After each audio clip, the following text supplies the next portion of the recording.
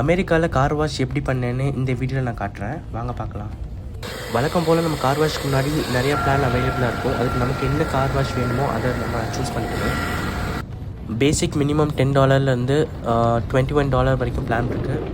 நான் சூஸ் பண்ணது பேசிக் $10 பிளான் தான். பட் அங்கே இருந்த அக்கா காரை மட்டும் கழுவாமல் என் மண்டையும் சேர்த்து கழுவி $14 பேசிக் ப்ளஸ் பிளான் போட வச்சுட்டாங்க.